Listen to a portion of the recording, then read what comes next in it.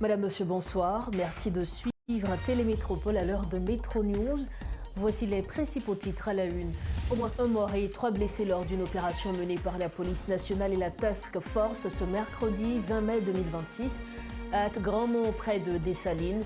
Alors que cette intervention concernait le gang Kokorat Saras, des habitants de la zone dénoncent une attaque ayant visé des civils. Une étude publiée par l'Observatoire citoyen pour l'institutionnalisation de la démocratie met en évidence le pessimisme de la population face à l'insécurité aux perspectives d'élections crédibles dans le pays. L'Occide note toutefois quelques avancées techniques du Conseil électoral provisoire dans sa planification. Et également à la une de ce mercredi, le ministère de la Santé publique et de la Population a lancé une campagne nationale de vaccination scolaire d'urgence visant les enfants de 6 à 14 ans, alors que des cas de diphtérie sont recensés dans les 10 départements du pays. Les autorités sanitaires annoncent vouloir freiner la propagation de la maladie chez les enfants.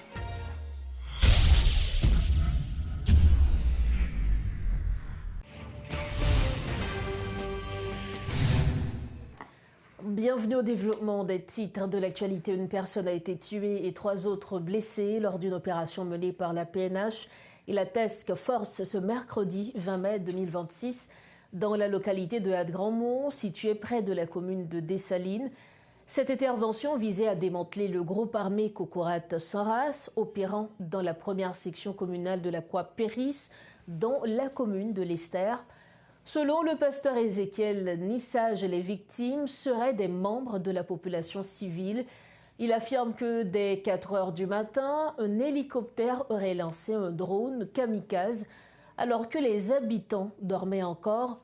Notre correspondant au Gonaïve, Onès Joseph, est avec nous. Il va nous en dire plus. Onès Joseph, bonsoir, bienvenue dans Métro News.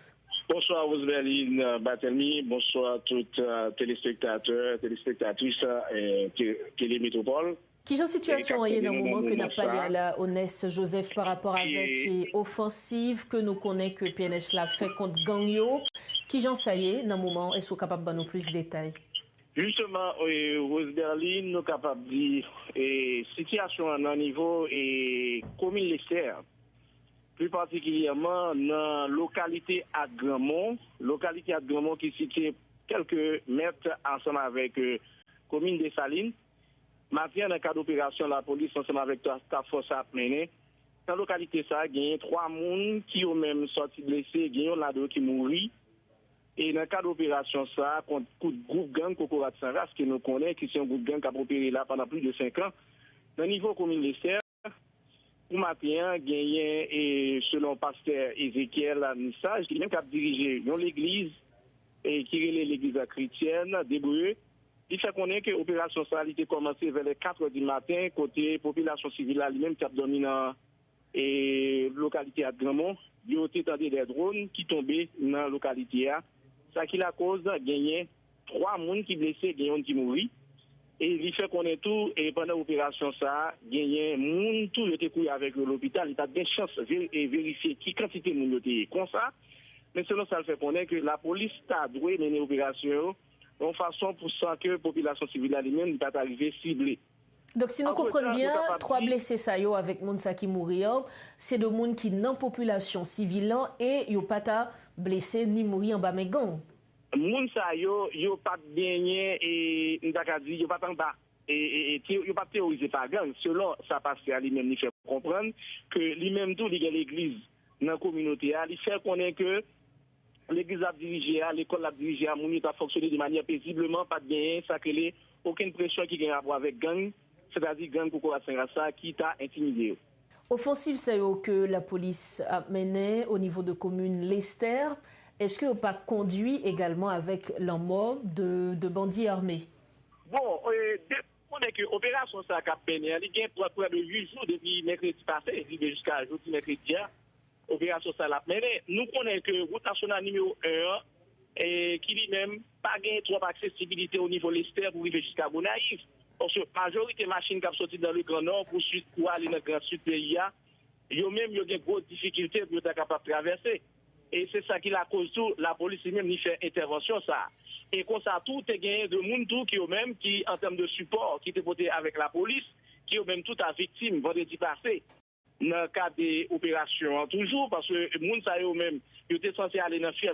Pendant qu'ils venaient dans ça, eh bien, quand ils étaient cernés, ils étaient tirés à hauteur d'homme sûr, il y a deux qui t'a fait de la vie, il y a deux tout qui, eux-mêmes, censés recevoir soins sous cabane l'hôpital. C'est ça que nous gagnons comme élément d'information dans ça qui a rapport avec commune l'Est, particulièrement commune et première section communale la Croix-Péri. Onès Joseph, merci en pile pour précision ça au côté poté pour nous. Merci. Voilà donc les précisions de notre correspondant au Gonaïve Onès Joseph. Il était avec nous ce soir à Métro News.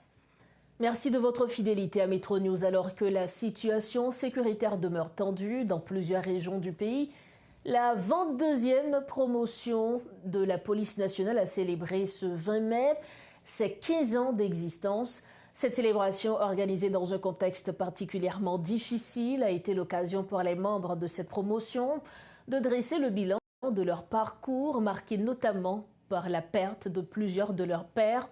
Parmi les activités prévues, une messe a été célébrée à la paroisse Saint-Joseph. Le célébrant en a profité pour dénoncer la faiblesse des autorités qu'il accuse d'avoir failli à leur mission de rétablir la sécurité dans le pays. Suivez ce compte-rendu, signé Réti Fortuné. Il y a 15 ans, la police nationale intégrait sa 22e promotion, composée de 875 agents. Sa graduation à la direction des écoles et de la formation permanente s'est tenue dans une situation où le pays avait besoin en urgence de renforcer ses effectifs pour consolider la sécurité nationale et garantir la paix. 15 ans plus tard, l'institution a vu défiler de nombreuses promotions pour grossir ses rangs, mais les défis d'origine restent entiers. Entre le sous-équipement qui freine leur efficacité sur le terrain et la défection de nombreux agents, c'est un effectif largement réduit qui a célébré cet accomplissement ce 20 mai. Une messe a été célébrée à cette occasion pour marquer ce moment en dépit de tout. Réunissant quelques membres de la 22e, le célébrant principal en a profité pour interpeller les autorités sur la nécessité de mieux accompagner les policiers pour rendre leur travail efficient. Au passage, il a déploré la détérioration continue du climat sécuritaire qu'il explique en partie par l'incapacité des autorités à prévenir la criminalité. Dans une situation détériorée, comment on porte et sorti jusqu'à ce que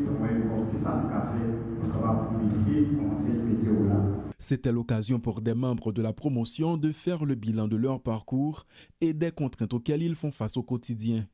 Un parcours marqué par des incertitudes devenues encore plus prononcées, alors que les forces de l'ordre sont souvent exposées dans des zones de plus en plus difficiles en raison de l'extension de la violence des gangs. 20 mai 2011, 20 mai 2026, 15 ans déjà au rang des valeurs policiers qui, par leur sens d'engagement et le souci d'accomplir leurs devoirs, contribuent chaque jour à rehausser l'image de cette prestigieuse institution qu'est la PNH. Ce fameux vendredi de printemps allait marquer la fin d'une longue période de formation à l'Académie nationale de la police et le début de tout nouveau chapitre dans la vie de plus de 800 jeunes garçons et filles que nous étions d'alors. Depuis il y a 15 ans, nous avons su garder et respecter la philosophie de l'institution policière. Le porte-parole adjoint de la PNH, Lionel Lazare, a lui aussi tenu quelques propos, notamment à l'adresse de ceux qui ont contribué à la formation des nouveaux agents, plaidant pour l'octroi de ressources supplémentaires. Jodia, non seulement on a fêté le 15e anniversaire, mais nous avons été gravés dans mémoire. Et nous-mêmes qui là, nous sommes reconnaissants envers passage, nous qui eux-mêmes ont fait un plan ensemble avec nous, mais pour une raison ou l'autre, ils ne viennent pas avec nous encore. Se disant engagés pour le renforcement des troupes, le gouvernement, en compagnie de ses partenaires, a lancé il y a peu le programme P4000, une initiative visant à former 4000 nouveaux agents sur une période de 18 mois pour pallier le manque de personnel qui affecte grandement les opérations. Une enquête menée par l'Observatoire citoyen pour l'institutionnalisation de la démocratie Oxide révèle une forte défiance envers la transition politique actuelle, ainsi qu'un profond pessimisme face à l'insécurité. Publié dans son bulletin d'avril, ces résultats dressent le constat d'un scepticisme généralisé quant à la tenue d'élections crédibles réalisées auprès de 214 personnes issues des milieux politiques et de la société civile dans les 10 départements du pays.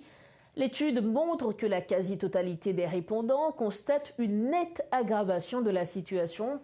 L'Ocide note toutefois quelques avancées techniques du Conseil électoral provisoire dans sa planification.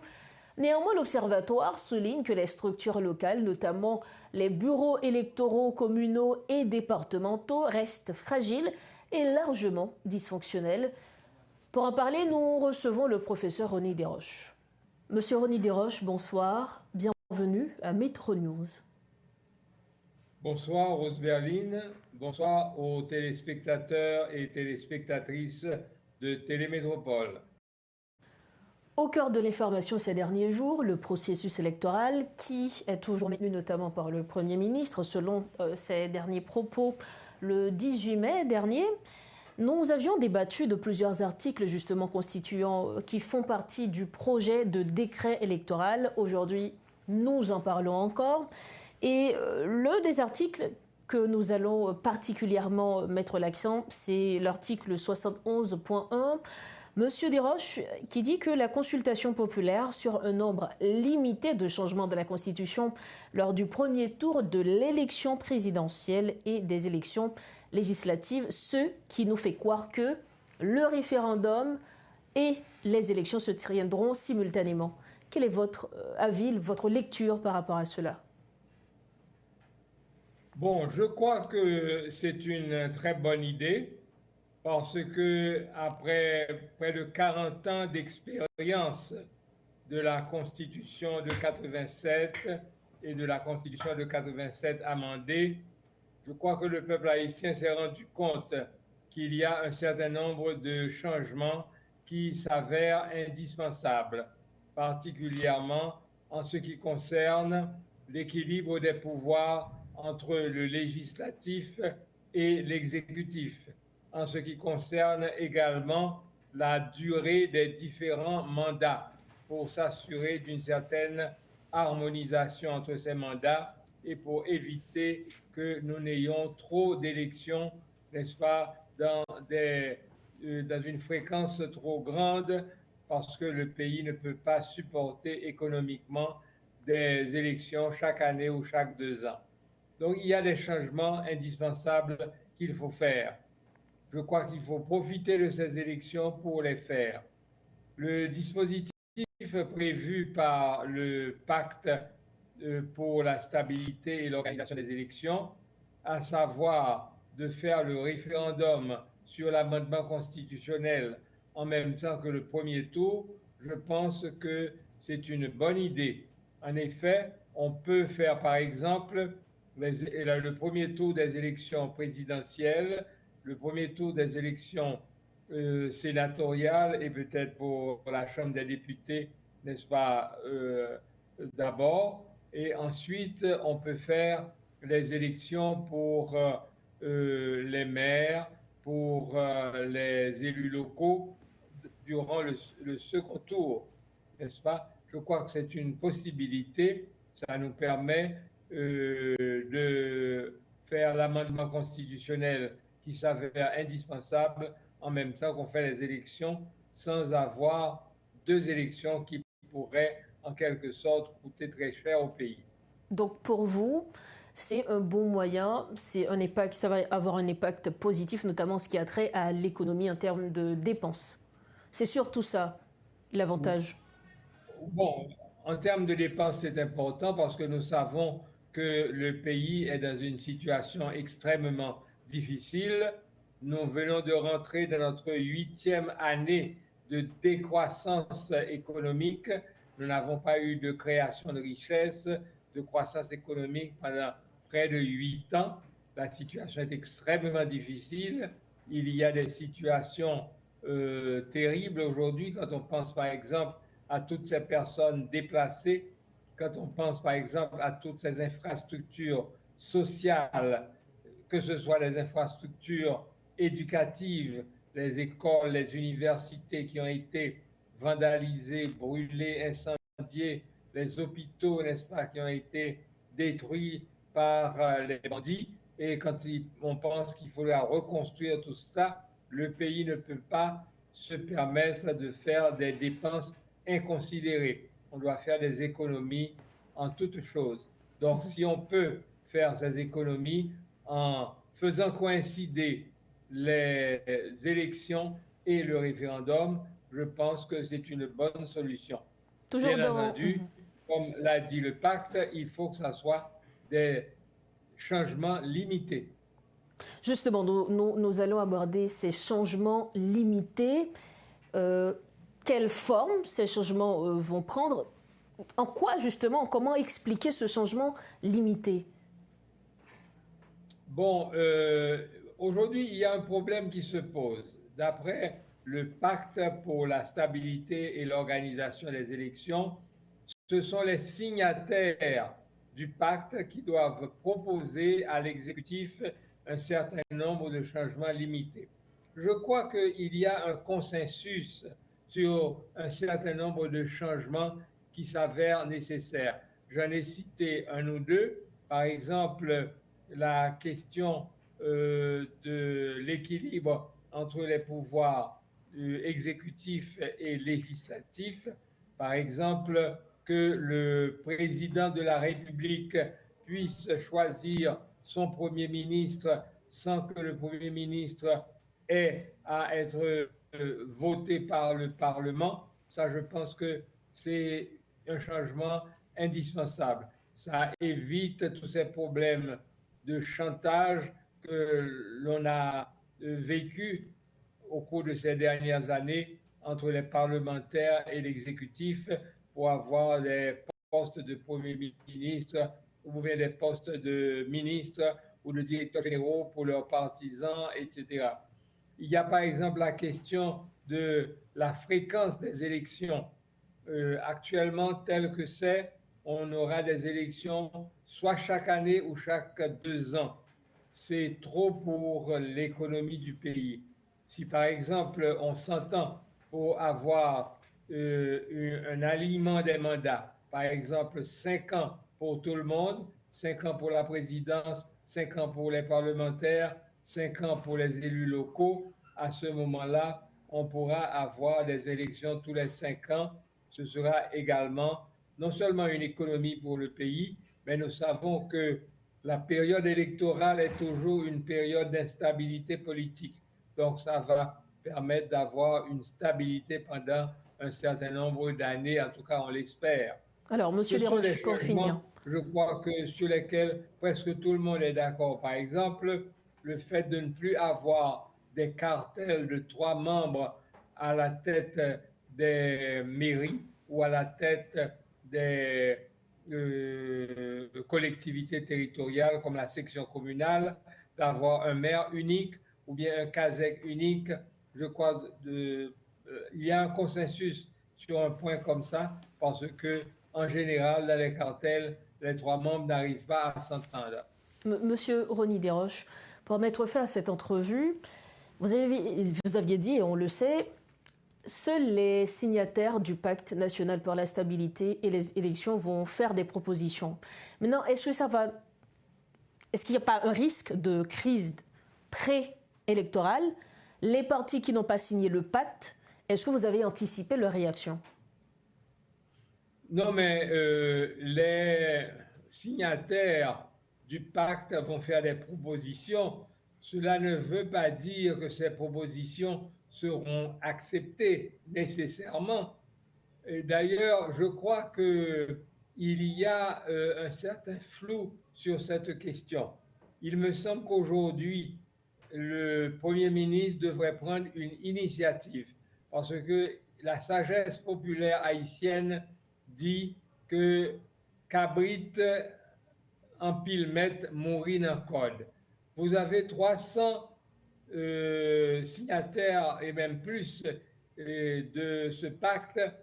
Si on attend que ces 300 signataires fassent des propositions, surtout qu'il n'y a pas de structure de coordination des signataires, je crois que ça va prendre beaucoup de temps. Je pense que le Premier ministre doit nommer peut-être un ministre par exemple, pour coordonner le processus de recueil des propositions. Je pense par exemple au ministre de la Justice qui aurait pu très bien faire ça. Il peut envoyer, n'est-ce pas, un message aux signataires, mais aussi aux autres partis politiques, aux organisations de la société civile pour recueillir un certain nombre de propositions. Et là, on peut avoir une commission qui examine ces propositions et qui fasse, n'est-ce pas, une proposition de référendum au peuple haïtien, n'est-ce pas, et qui serait l'objet du vote pendant le premier tour. Mais à mon avis, le Premier ministre doit prendre une initiative et ne pas laisser ça à 300 signataires qui n'ont pas de structure de coordination. Ceci permettrait d'aller beaucoup plus vite parce que la question électorale ne peut pas traîner. Il faut que ça aille assez vite et particulièrement, il faut également que parallèlement, il y ait, n'est-ce pas, une action vigoureuse, une action énergique en matière de sécurité pour neutraliser les gangs qui continuent à faire des dégâts dans la population.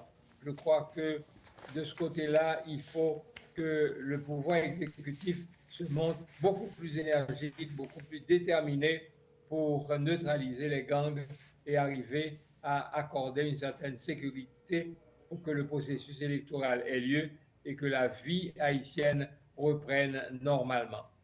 Monsieur Rony Desroches, merci infiniment d'avoir été avec nous. L'analyse du professeur Rony Desroches de l'initiative de la société civile, il était l'invité de Métro News ce soir. Le parti Vision d'Haïti se dit particulièrement préoccupé par la situation sécuritaire du pays qui, selon lui, ne cesse de se détériorer. D'après ses dirigeants, un tel climat n'est pas propice à la tenue d'élections. Ce mercredi 20 mai, à l'occasion du premier anniversaire du parti, ses responsables ont exhorté les autorités en place à tout mettre en œuvre pour mettre fin à la spirale de violence qui frappe les quartiers de la capitale. Exprimant leur réserve quant à l'organisation des scrutins, les dirigeants qualifient d'inutiles certaines décisions du Conseil électoral provisoire, notamment celle exigeant 30 000 membres au parti politique comme condition préalable à leur participation aux prochaines élections. Jean Sony est le secrétaire exécutif du parti Vision d'Haïti. Bon, je dis à nous-mêmes que nous te disons là, c'est peuple-là qui vous prend destin en main. C'est peuple-là qui connaît que la vive mal, c'est pour décider qu'on est que comment pour sortir cette ça que les aujourd'hui. Moun qui dans la rue, moun qui pas tant nous-mêmes dans jour qui venir là, parti d'Haïti à mettre pied la terre pour la demander sécurité élection. Parce que nous sommes partis de gauche qui croient dans l'élection, nous croyons dans ça aurait alternance politique, que nous-mêmes nous croyons dans ça. C'est l'élection que nous pourrons aller pour prendre le pouvoir, pour nous changer l'ordre des choses. La Constitution connaît bien que un parti politique doit quelqu'un pour lui inscrit comme parti. Déjà, il y a 300 partis politiques qui sont agréés. Sur qui base, vous mettez au dehors. Sur qui base, vous mettez au dehors. Vous ne mettez au dehors. Je pense que ce qu'a fait le parti politique mettre dehors, de pour aller à l'élection, si on n'a pas fait 5 à 10%, on peut toujours prendre une sanction contre eux. Mais pour le moment, on peut aller à l'élection. Ce qu'a fait là, c'est pour consommer. Autre dossier à Métro News face à l'épidémie de diphtérie qui sévit actuellement dans le pays. Le ministre de la Santé publique et de la Population a lancé mardi une campagne nationale d'urgence de vaccination en milieu scolaire. Cette mobilisation sanitaire se poursuivra jusqu'au dimanche 24 mai 2026. L'initiative cible prioritairement les enfants âgés de 6 à 14 ans au sein des établissements scolaires à travers le pays. L'objectif de cette campagne est clair, est de créer rapidement une barrière immunitaire afin de freiner la propagation de cette maladie hautement contagieuse chez les mineurs. Les autorités sanitaires tirent la sonnette d'alarme après la détection de cas confirmés dans les 10 départements du pays et l'enregistrement de plusieurs décès depuis le début de l'année 2026. Voici le rappel des titres à la une de ce mercredi. Au moins un mort et 3 blessés lors d'une opération menée par la police nationale et la Task Force ce mercredi 20 mai 2026 à Grandmont près de Dessalines. Alors que cette intervention concernait le gang Kokorat Saras, des habitants de la zone dénoncent une attaque ayant visé des civils. Une étude publiée par l'Observatoire citoyen pour l'institutionnalisation et de la démocratie met en évidence le pessimisme de la population face à l'insécurité et aux perspectives d'élections crédibles dans le pays. L'Ocide note toutefois quelques avancées techniques du Conseil électoral provisoire dans sa planification. Et puis le ministère de la Santé publique et de la Population a lancé une campagne nationale de vaccination scolaire d'urgence visant les enfants de 6 à 14 ans, alors que des cas de diphtérie sont recensés dans les 10 départements du pays. Les autorités sanitaires annoncent vouloir freiner la propagation de la maladie chez les enfants. Voilà ce qui referme cette édition de Métro News. Merci de l'avoir suivi. On se retrouve demain soir, toujours sur Télémétropole. Mais restez branchés, la programmation continue. Bonsoir.